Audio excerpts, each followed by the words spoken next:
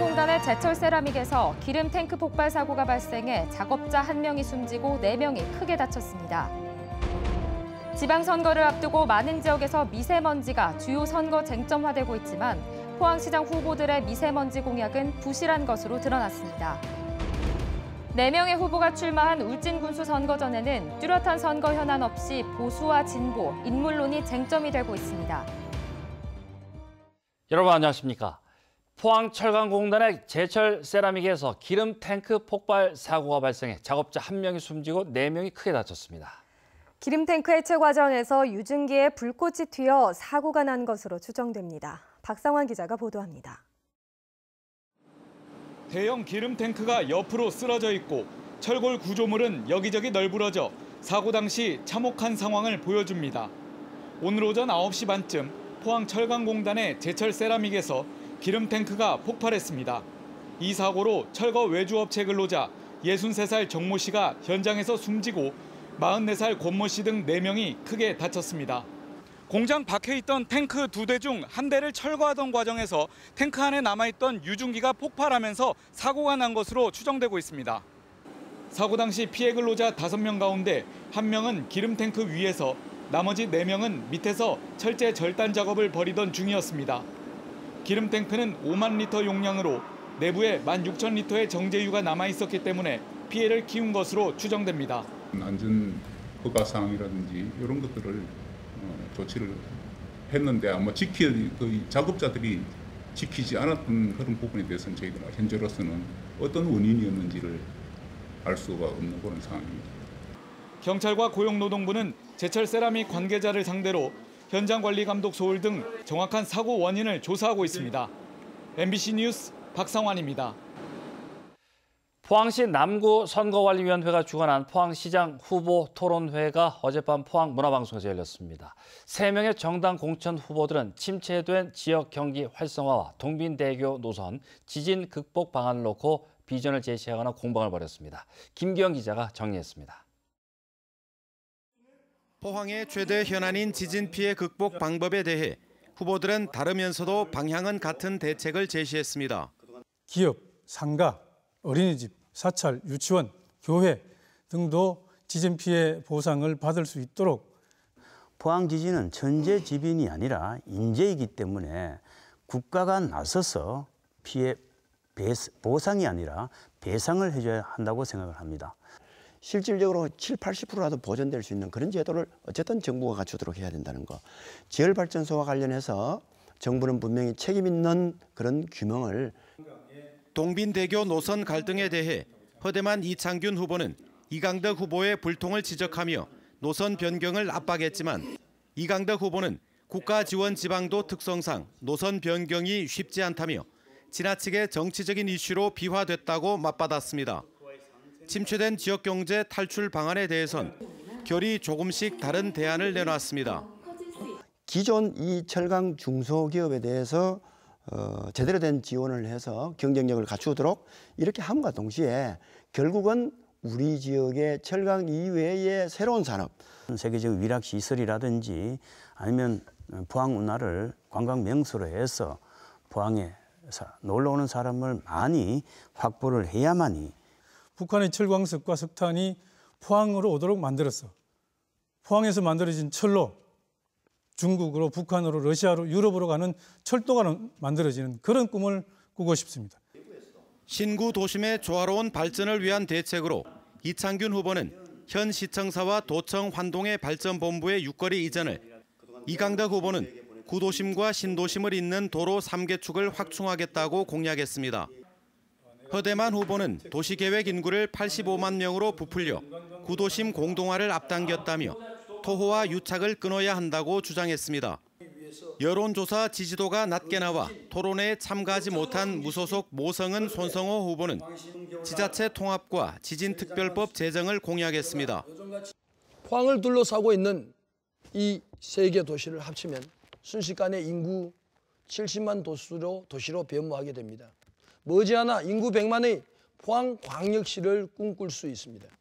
지진 특별 재난 지역에 대한 투자 촉진 지역 지정 및 관광자원 활성화 특별법을 제정하여 침체된 포항 경제를 살려야 합니다. 유례없는 경기 부진에 직면한 포항.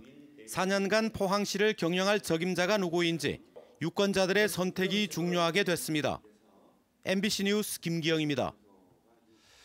유선과 무선 전화를 혼용한 포항시장 후보 여론조사에서는 이강덕, 허대만 후보가 초박빙 양상을 보이고 있습니다. 경북도민일보가 리서치뷰에 의뢰해 지난 2일과 3일 이틀 동안 실시한 지지도 조사에서 자유한국당 이강덕 후보는 43.4%, 더불어민주당 허대만 후보는 40.0%로 3.4%포인트의 격차를 보였습니다. 또 같은 날 매일신문과 TBC가 리서치앤리서치에 의뢰한 조사에서는 이강덕 후보 34.5%, 허대만 후보 31.9%로 2.6%포인트 차에 불과했습니다. 이 같은 조사 결과는 휴대전화를 70~80%까지 사용한 것으로 자세한 내용은 중앙선거 여론조사 심의위원회 홈페이지에서 확인할 수 있습니다. 울진군수 선거전에서는 뚜렷한 현안 대결 없이 보수와 진보, 인물론 등이 쟁점이 되고 있습니다. 임광원 후보의 정치자금법 위반 소송을 놓고 공방이 계속되는 가운데 원전건설 중단에 대해서는 여당을 제외한 나머지 후보들의 해법이 비슷합니다. 한기민 기자가 보도합니다. 울진군수 선거전에서는 후보 간의 입장이 엇갈리는 뚜렷한 쟁점은 찾기 힘듭니다. 여당 후보는 보수와 진보의 대결을 강조하는 반면 야당과 무소속 후보들은 자신이 가진 강점을 내세워 인물론으로 승부하고 있습니다. 강진철 더불어민주당 후보는 다른 3명의 후보 모두 한국당 소속이거나 경력이 있는 보수 인물이라며 차별성을 강조하고 있습니다. 문재인 정부와 함께할 수 있는 지역의 진보적 가치를 펼칠 수 있는 유일한 후보가 저가 아닌가. 임광원 후보가 정치자금법 위반으로 1심에서 실형을 선고받은 사실을 놓고도 공방이 뜨겁습니다. 손병복 자유한국당 후보는 자신은 흠결이 없는 후보라며 애둘러 임 후보를 꼬집었습니다. 국민들에게 손해를 끼칠 수 있다든지 국민들의 자긍심을 잃게 하는 이런 경우가 생길 수 있는 후보는 저는 안 된다고 생각을 합니다.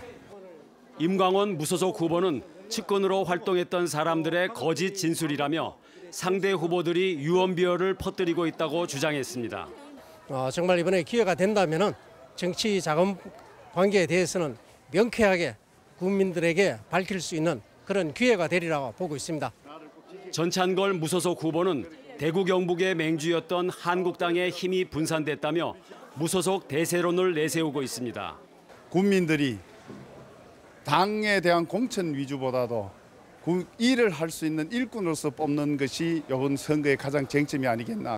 정부의 탈원전 정책에 따라 건설이 중단된 신한울 원전 3, 4호기에 대해서는 강진철 후보만 긍정적으로 평가했고 나머지 3명의 후보들은 재추진하거나 수출용 표준 원전을 건설해야 한다는 입장을 보였습니다. MBC 뉴스 한기민입니다. 경북 선관위는 6.13 지방선거 경북지역 투표소 967곳을 확정했습니다. 이는 지난해 5월 치러진 19대 대선 때보다 10곳이 늘어났고 69곳은 위치가 변경됐습니다. 선관위는 투표소가 변경된 경우 종전 투표소 입구 등의 안내 현수막을 게시해 변경된 위치를 안내할 계획입니다. 투표소는 각 가정으로 발송된 투표 안내문이나 선관위 홈페이지, 모바일 선거정보 앱으로 확인할 수 있습니다.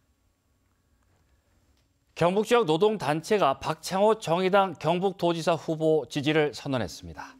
민주노총 경북지역본부는 기자회견을 통해 최저임금법 개정안에 맞선 박창호 정의당 경북도지사 후보를 지지한다고 밝히고 3만 조합원과 가족들의 지지를 모으겠다고 선언했습니다.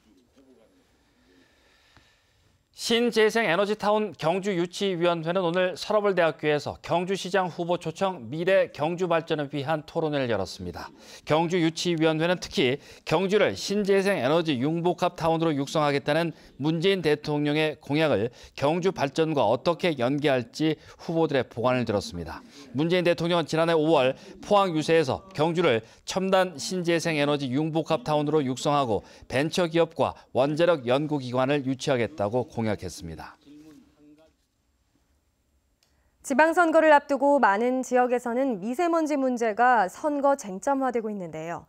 포항도 미세먼지 문제가 갈수록 심각해지고 있지만 단체장 후보들의 대책은 공약집에서 찾기조차 어렵다는 지적이 나옵니다. 장미품 기자가 보도합니다. 미세먼지 대책을 찾기 위해 인터넷에 등록된 포항시장 후보들의 공식 공약집을 살펴봤습니다. 기호 1번 허대만 후보, 산업공단 종합 미세먼지 저감 대책 단 한 줄에 불과합니다. 더 자세한 방안은 그림으로 설명해놨는데 잘 보이지 않습니다. 기호 2번 이강덕 후보 역시 미세먼지 저감을 위한 공단 주변 수림대 조성 딱 한 줄뿐입니다. 바른미래당 이창균, 무소속 손성호, 모성은 후보는 공약집 어디를 봐도 미세먼지 대책을 찾기 어렵습니다. 지난 2달 동안 포항의 미세먼지 납품 일수는 지난해 같은 기간 이틀에서 올해 21일로 10배 이상 급증한 것으로 나타났습니다. 대기질이 급격하게 나빠지면서 시민들은 큰 불안과 불편에 시달리고 있지만 이에 대한 대책은 여전히 지지부진한 실정입니다. 보통이라 나왔다 해도 믿을 수 없는 상황이니까 엄마들이 개인적으로 다 어플 깔고 그걸 아침에 눈 뜨면 제일 먼저 하는 게 오늘 미세먼지 농도 얼마지? 애들 마스크 씌워 보내기가 일이고요. 다른 지자체는 선거를 앞두고 어린이집 등 공기청정기 설치, 먼지 흡입 차량 도입, 빗물 분사 시스템 도입, 마스크 무료 보급, 키높이 미세먼지 측정망 확충 등 다양한 대책이 쏟아지는 것과는 대조적입니다. 미세먼지를 가장 많이 배출하는 포스코 같은 대기업을 두고 사는 포항에서 미세먼지 규제에 대한 공약이 하나도 없다는 건 사실 시민으로서는 굉장히 부끄럽고 화가 나는 일입니다. 각 후보들이 과연 시민들의 쾌적한 삶을 어떻게 생각하고 있는지 궁금합니다. 막판 여야 대결로 선거전이 달아오르고 있지만 정작 미세먼지 등 유권자들이 체감하는 생활 정치에 대해서는 무관심한 것 아니냐는 지적입니다. MBC 뉴스 장미쁨입니다. 포항에 지진 조기 감지와 경보를 위한 고정형 지진 관측소 4곳이 추가 설치됩니다. 포항시는 기상청과 한국지질자원연구원이 올해 안에 흥해, 죽장면 등 4곳에 지진 관측소를 설치한다고 밝혔습니다. 포항에는 현재 호미곶과 기계, 청하면 등의 고정형 지진 관측소 3곳과 임시 관측소 7곳이 있습니다. 한편 포항 지역에는 지진 가속도 계측기 석대가 포항시청 진전댐, 눌태댐에 설치돼 운영되고 있습니다. 농촌마을 주변에 공장이 잇따라 들어서면서 주민들이 각종 공해로 생활에 불편을 겪고 있습니다. 경주시 강동면 왕신 1, 2 주민들은 오늘 경주 공원묘지 입구에서 집회를 갖고 마을 인근 폐기물 공장 3개 이전을 촉구했습니다. 주민들은 시멘트 원료와 석탄 그리고 철 스크랩 공장에서 내보내는 냄새와 먼지, 소음 등으로 심한 고통을 겪고 있고 대형 차량의 잦은 통행으로 위험을 느낀다며 대책을 호소했습니다. 오늘 경북 동해안 지역에는 오전까지 곳곳에 빗방울이 떨어졌습니다. 비로 인해 더위는 한풀 꺾였습니다. 현충일인 내일은 대체로 맑은 날씨가 이어지겠습니다. 안수진 기상캐스터입니다.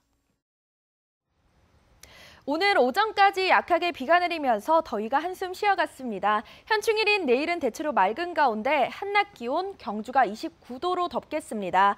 반면 울진은 23도에 머무르면서 오늘과 비슷하겠습니다. 비가 내리면서 공기는 깨끗합니다. 미세먼지 농도 내일도 보통 수준으로 야외 활동하시기 무난하겠습니다. 낮 동안은 구름 한 점 없는 하늘에 햇빛이 강하게 내리쬐면서 자외선 지수 매우 높은 단계까지 오르겠습니다. 내일 새벽부터 아침 사이에는 곳곳에 안개가 짙게 끼겠습니다. 교통안전사고에 유의하시기 바랍니다. 자세한 내일 날씨 알아보겠습니다. 내일 대체로 맑겠습니다. 아침 기온 16도에서 19도, 낮 기온은 23도에서 29도입니다. 울릉도와 독도도 맑겠습니다. 아침 기온 울릉도와 독도 18도, 낮이 되면 울릉도 23도, 독도 21도입니다. 동해상은 대체로 맑은 가운데 당분간 안개가 매우 짙게 끼겠습니다. 바다의 물결 동해 중부 해상에서 최고 1.5m, 동해 남부 해상에서 최고 1m로 일겠습니다. 모레부터는 다시 한낮 기온 30도를 넘어가면서 무더운 날씨가 이어지겠습니다. 주말에는 비구름이 몰려오면서 일시적으로 기온이 떨어지겠습니다. 날씨였습니다. 포항 지역학계와 시민사회단체 등이 참여한 포항 지진 지열발전 공동연구단은 그동안 연구활동 결과를 다음 달에 중간 발표할 예정입니다. 또 정부 연구단의 결과 발표와 무관하게 필요할 경우 법적 소송도 제기하기로 했습니다. 한편 대한지질학회가 주관하는 정부 정밀조사단은 연말쯤 중간 보고를 하고 내년 4월까지 연관성 조사를 마무리할 계획입니다. 독도박물관은 독도 시료적 지배의 근거 자료를 수집하기 위해 오늘 11일부터 사흘간 독도 내 인공조형물 2차 전수조사를 실시합니다. 앞서 독도박물관은 지난 3월 26일부터 닷새간 독도 내 인공조형물 1차 전수조사를 실시해 국가기준점과 수준점 등 인공조형물 71기를 추가로 확인한 바 있습니다. 동국대 관광산업연구소 등은 오늘 교내에서 불국사 숙박단지 활성화 방안을 위한 포럼을 열었습니다. 이 자리에서 한국웰네스협회 신남근 박사는 불국사 숙박단지의 침체는 눈으로만 보는 관광의 한계가 드러난 것이라며 모형 등반과 로프 걷기 등 청소년들이 놀면서 체험할 수 있는 스펀파크 조성 등을 대안으로 제시했습니다. 또 안문태 한국농산어촌 체험관광협회장은 관광협동조합을 만들면 관광산업 활성화는 물론 일자리 창출에도 도움이 될 것이라고 밝혔습니다. 영덕군이 2달 전 사물인터넷을 기반으로 구축한 미세먼지 측정망 정보를 모바일 앱과 인터넷 홈페이지로 주민들에게 제공하기 시작했습니다.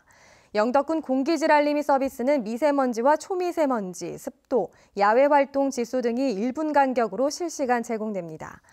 영덕군은 지난 4월 군 지역 가운데 처음으로 KT와 함께 관내 20곳에 미세먼지 측정 장치를 설치해 군청과 읍면사무소의 전광판을 통해 정보를 제공해왔습니다. 이상으로 6월 5일 화요일 포항 MBC 뉴스데스크 마치겠습니다. 시청해주신 여러분 고맙습니다.